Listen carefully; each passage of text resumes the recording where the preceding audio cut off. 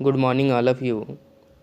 Vegetable science के अंतर्गत आज हम लोग को बीटर गार्ड के बारे में पढ़ना है। Cultivation of bitter gourd, Hindi में करेला कहते हैं, अन्य नामों से भी जाना जाता है जिसमें बॉल्सम पियर भी कहा जाता है। बॉटेनिकल नाम की अगर बात करें तो मेमोर्डिका चैरनिटी कहा जाता है।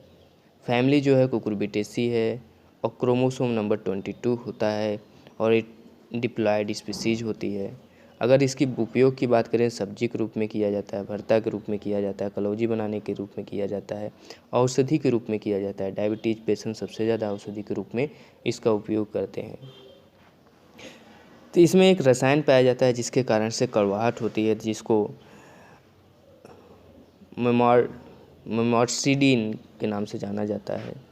मेमॉर्सिडीन के नाम से जाना जाता है और जिसके कारण से स्वाद क्या होता है, तीखापन या कड़वाहट आता है। ओरिजिन्स की अगर हम बात करें तो ओरिजिन एरिया उस क्षेत्र में अधिक उगाया जाता है और भारत में महाराष्ट्र और केरल, कर्नाटक, तमिलनाडु में प्रमुख रूप से उगाया जाता है।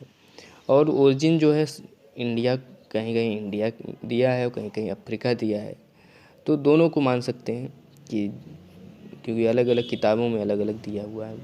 सॉइल एंड क्लाइमेट की बात करें तो रेतीली दोमट मिट्टी अच्छी होती है और इसके पीएच जो है 6.5 से 7 सर्वोत्तम माना जाता है।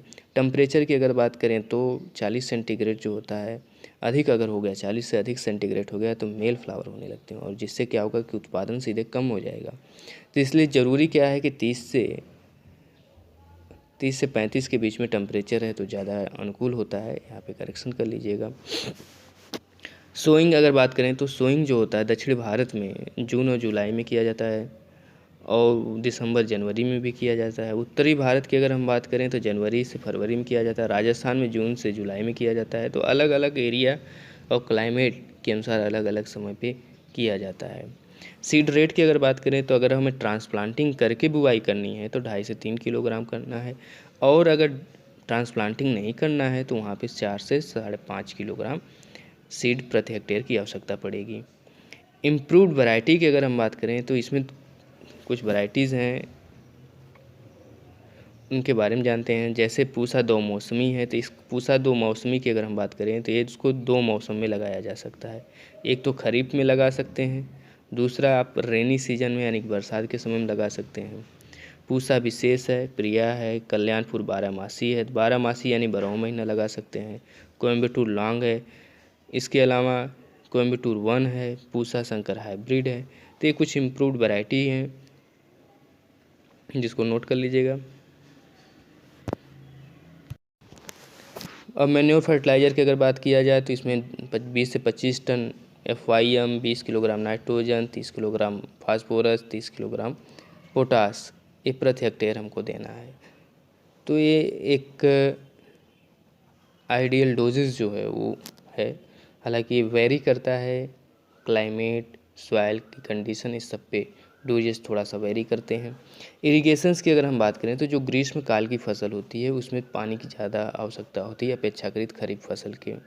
वीड कंट्रोल की अगर बात करें तो इसमें वीड की खरपतवार जो होता है वो करता क्या है कि जो मृदा होगी उससे पोषण तत्व यानी फसल के साथ साथ वीड भी क्या करते हैं, अपने न्यूट्रिशंस को लेते रहते हैं। तो इसलिए निराई गुड़ाई इसमें आवश्यकता होती है और ज़रूरी अगर ज़्यादा दिक्कत है तो फिर ब्यूटाक्लोर का उपयोग कर सकते हैं। यानी जर्मिनेशन के पूर्व ब्यूटाक्लोर 2 किलोग्राम 400 से 500 लीटर पानी में मिक्स करके स्प्रे कर सकते हैं।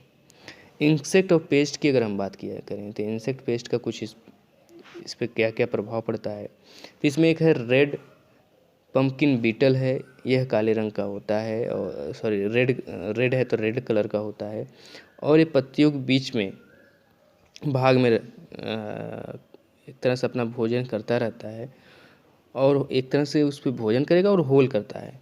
तो इसको नियंत्रित करना है तो मैलाथियान का उपयोग किया जाए। फ्रूट फ्लाई लगती है। फ्रूट फ्लाई क्या होता है, फ्रूट के अंदर जो कीड़े निकलते हैं वो फ्रूट फ्लाई है, यानी कि अंदर इंटर्ड कर जाता है और इसका भी प्रयोग हम किसी उचित फंजीसाइड का या इंसेक्टिसाइड का उपयोग करके कंट्रोल कर सकते हैं।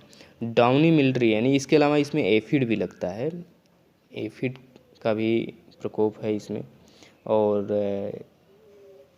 इसके लिए अगर हम बात करें तो मैलाथियान एफिड के लिए अच्छा होता है, तो मैलाथियान का उपयोग कर सकते हैं। एफिड जो करता क्या है कि जो पत्ती होती है उस पर सक कर जाता है, यानी कि जो उसमें वो है उससे सक करके अपना भोजन बनाता रहता है, जिससे क्या होता है कि जिस जगह से सक करता है वो वहाँ पे ड्राई होने लगता है और ड्राई होकर के सूख जाता है ब्राउन कलर का होकर के।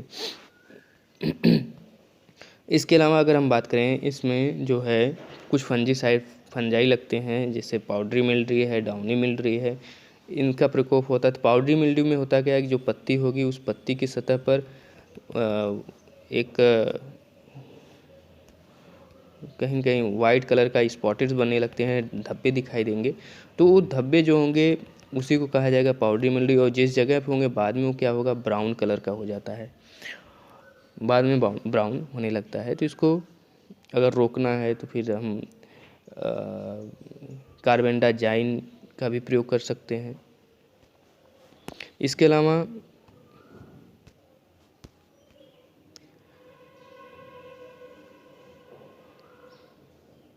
अगर बात करें डाउनी मिल्ड्री की, तो डाउनी मिल्ड्री जो होता है वो आपका उससे स्यूडो पेडनोस्पोरा से होता है। तो इसमें अगर हम बात करें तो राइडोमिल का उपयोग करते हैं, तो राइडोमिल से हम डाउनी मिल्ड्री को रोक सकते हैं।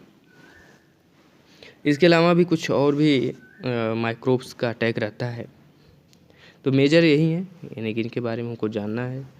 हार्वेस्टिंग की अगर हम बात करें तो ये जो होती है 60 से 70 दिन बाद पीले होने लगती है, तो इसलिए थोड़ा पहले ही इसकी हार्वेस्टिंग कर लें। और जो हार्वेस्टिंग का अंतराल होगा 3 दिन रखा गया है, तो जो इसकी अच्छी अगर भोजन के रूप में, सब्जी के रूप में करना है तो छोटे कोमल अवस्था में ही फलों की तुड़ाई की जाए तो ज़्यादा अच्छी होती है।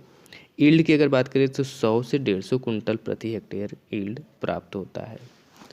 तो इसमें जो भी डाउट्स हो आप पूछ लीजिएगा, और थैंक यू, धन्यवाद।